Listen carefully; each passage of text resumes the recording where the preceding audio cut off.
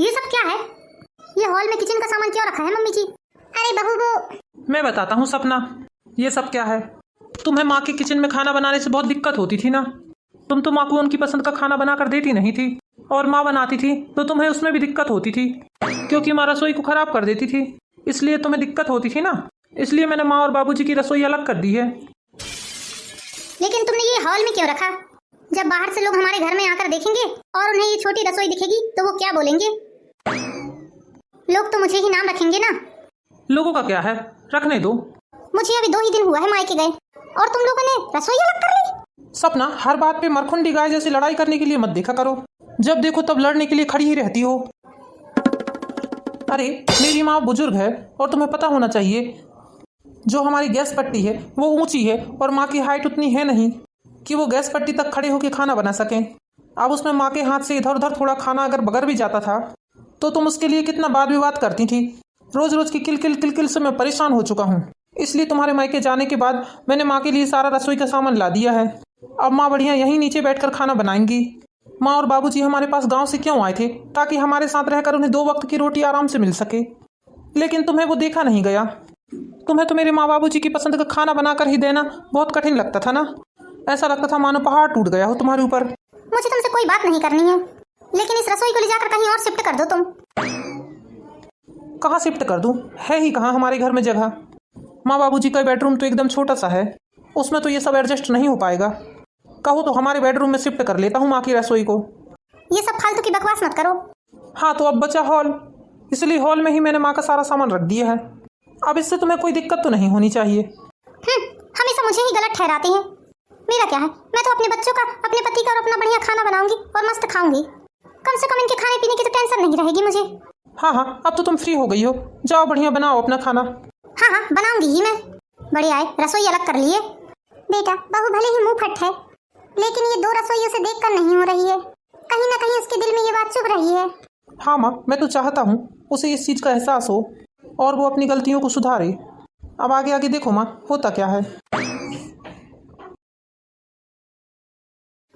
मैं भी अपने बच्चों का मनपसंद खाना बनाती हूँ आज। मेरे बच्चे तो खाना देखकर खुश हो जाएंगे। 2 दिनों से मैं नहीं थी ना, तो बच्चों ने अपनी दादी के हाथ का ही दाल चावल खाया होगा। बेचारे क्या मालूम पेट भर खाना खाते थे या भूखे ही रह जाते थे। मम्मी जी आखिर बनाती हैं क्या? दाल चावल। चलो, अब मुझे दाल चावल बनाने से तो छुट्टी मिली। हम लोग तो सब रोटी ही खा लेते हैं। मैं बनाती हूँ बढ़िया पनीर की सब्जी और रोटी। मेरे बच्चों को भी बहुत पसंद है पनीर की सब्जी और रोटी। हाँ दादी। अरे मेरे बच्चों, तुम आ गए स्कूल से? हाँ दादी, हम आ गए स्कूल से। मेरी प्यारी दादी, ओ मेरी गुड़िया। अरे बेट, मिष्टी, तुम आ गए स्कूल से? हाँ मम्मा। मम्मी आप बहुत जल्दी आ गए। अरे क्या बेटा, तुम्हें मेरी याद नहीं आई? तुमने अपनी माँ के हाथों का खाना तो जरूर मिस किया होगा। अरे नहीं मम्मी, बिल्कुल भी मिस नहीं किया हमने आपके हाथों का खाना। हाँ मम्मी, हमें दादी के हाथ का खाना ही बहुत टेस्टी लगता था। मैंने तुम्हारी मनपसंद पनीर की सब्जी बनाई है। चलो मुंह हाथ धुलकर खाना खा लो। हाँ मम्मी, आप चलो, हम अभी आते हैं। बड़े आए, 2 दिन क्या दादी के हाथ का बना खाना खा लिए तो दादी की तारीफ के पुल बांध रहे हैं। दादी, आपने क्या बनाया है? मैंने तो दाल चावल बनाया है बेटा। दादी, हमें आपके हाथ का दाल चावल खाना है। नहीं बेटा, तुम्हारी मम्मी ने इतने मन से बनाया है तुम्हारे लिए पनीर की सब्जी। तुम यहाँ खाना खा लोगे तो तुम्हारी मम्मी को बुरा लगेगा ना। नहीं दादी, आप हमें थोड़ा सा खाना खिलाइए। हाँ दादी, आप हमें थोड़ा सा खाना खिलाइए प्लीज ना। खिला भी दो ना माँ, बच्चे हैं, जिद कर रहे हैं। लेकिन बेटा, सपना को बहुत बुरा लगेगा और फिर से वो नया बखेड़ा खड़ा कर देगी। अरे उसकी तो आदत ही है माँ, मरखुंडी गाय है वो। पापा ने मम्मी को मरखुंडी गाय बोला। ठीक है बच्चों, लेकिन मैं तुम्हें थोड़ा सा ही खाना खिलाऊंगी। बाकी खाना तुम्हें अपनी मम्मी के साथ खाना होगा। ये लो, जल्दी जल्दी 2 को और खाना खा लो। बस बेटा, अब मैं तुम्हें ज्यादा खाना नहीं खिला सकती। अब तुम अपनी मम्मी के पास चले जाओ, उसने खाना बनाया है, तुम उसके हाथ का खाना खा लेना। सुमित, जाओ बेटा, अब तुम भी बहू के साथ खाना खा लो। लेकिन माँ। नहीं बेटा, लेकिन कुछ नहीं। पति को हर परिस्थिति में अपनी पत्नी का साथ देना ही चाहिए। तुम चले जाओ, तुम्हारे बाबूजी आते ही होंगे, हम दोनों बैठकर खाना खा लेंगे अभी। ठीक है माँ, चलो भाई सुमित्रा, अब खाना खाते हैं हम। ठीक है माँ बाबूजी, अब आप खाना खाइए, मैं भी चलता हूँ। हाँ बेटा, ठीक है। चलो बेटा, जल्दी जल्दी खाना खा लो, तुम्हारी मनपसंद सब्जी बनी है आज। ओह मम्मी, हमारा पेट भरा है ना, हमें भूख नहीं है बिल्कुल भी। हाथों का खाना खाकर आ गए हैं। अरे मैंने बहुत मन से तुम्हारे लिए खाना बनाया है बेटा, थोड़ा सा खा लो ना। नो मम्मा, हमें नहीं खाना है, हमें भूख नहीं है। मम्मी जी जानबूझकर मेरे साथ ऐसा कर रही हैं। मम्मी, दादी की रसोई कितनी अच्छी लग रही है ना। पापा ने तो बहुत अच्छा काम किया है, मैं भी ऐसा ही काम करूंगा। जब मेरी भी शादी हो जाएगी ना, तो मैं आपके लिए भी सारा सामान ला दूंगा रसोई का, फिर आप भी ऐसे ही खाना बनाना टेस्टी टेस्टी। बेट, तुम कुछ ज्यादा ही बोल रहे हो। ठीक है मम्मा, अब मैं जा रहा हूँ, मुझे भूख नहीं है, बाय बाय। रुको बेट, मैं भी चलती हूँ। हाय राम, ये बेट क्या बोल रहा है? मुझे तो इसने बहुत ही ज्यादा चिंता में डाल दिया। तुमने भी अपने माँ के हाथों का खाना खा लिया क्या? अरे नहीं नहीं, मैं तो तुम्हारे साथ ही खाना खाऊंगा। आज तो खाना बच गया, बच्चों के लिए इतने मन से खाना बनाया था मैंने। अरे कोई बात नहीं, बच्चे हैं, दादी के पास भी खा लिए तो क्या हुआ। तुम्हारे बच्चे दादी के पास खा रहे हैं और उनकी दादी का बच्चा तुम्हारे पास खाना खा रहा है, हिसाब बराबर हो गया ना। बकवास मत करो, तुम समझ में आई ना।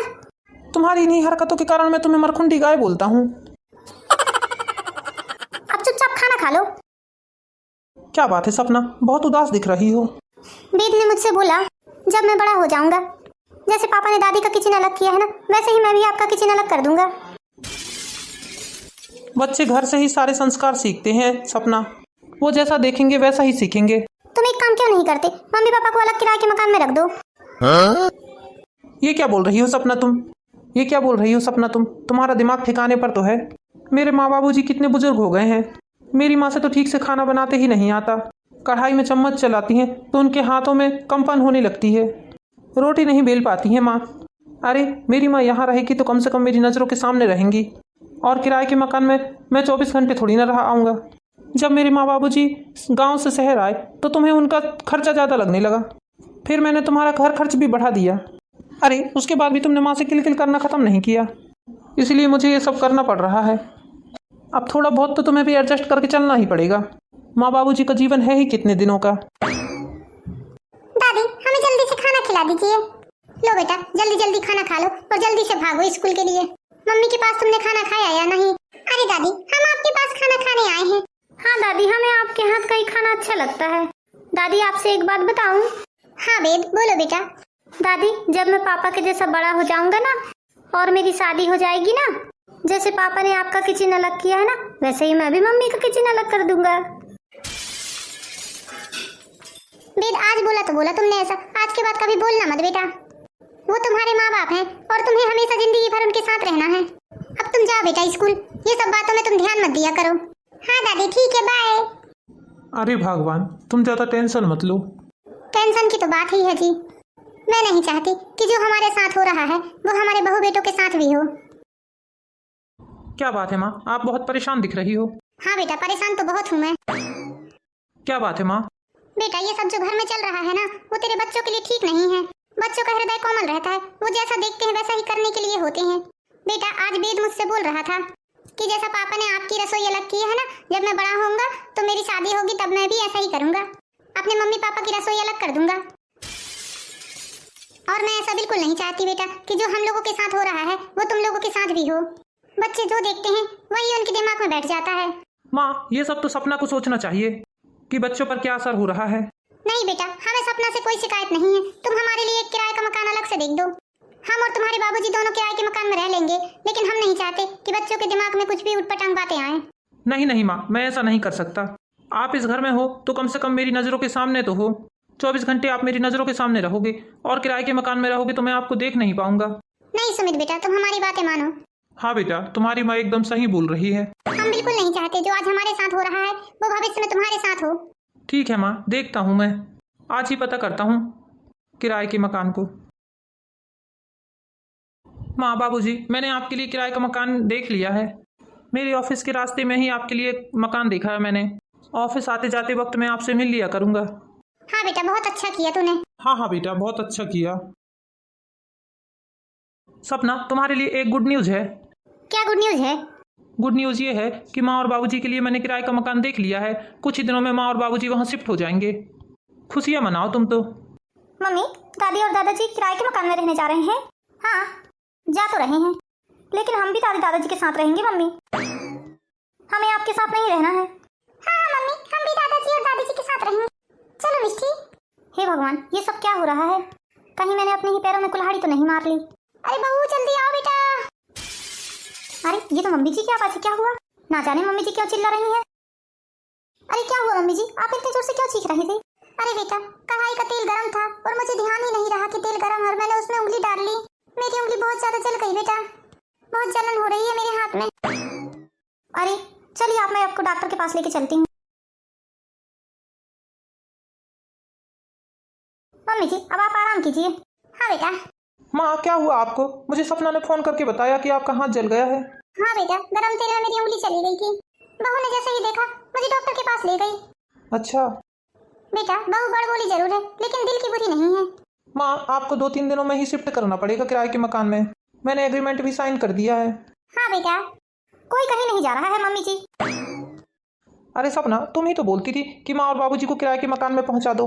वाह सुमित कैसे बेटे हो तुम। मैंने बोला और तुमने अपने मम्मी पापा के लिए किराए का मकान भी देख लिया। अरे मान रही हूँ मैं तुम्हारी खुंडी गाय हूँ, लेकिन तुम तो समझदार हो ना।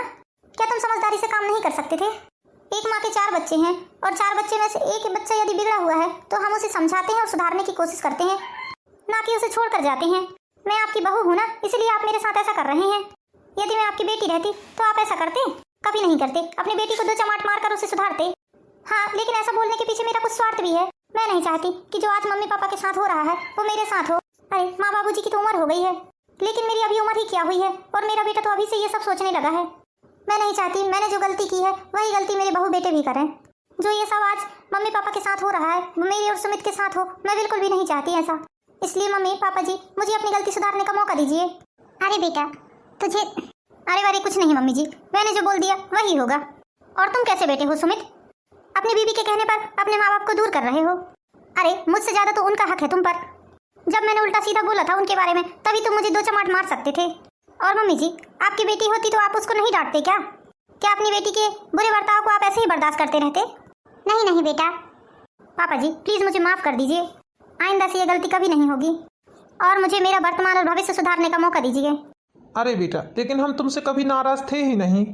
ये तो आप लोगों का बड़प्पन है पापा, जो आप मेरी बुरी बातों को भी बर्दाश्त कर गए। अरे मैंने आप लोगों के साथ क्या कुछ नहीं किया, फिर भी आप लोगों ने मुझे इतनी आसानी से माफ कर दिया।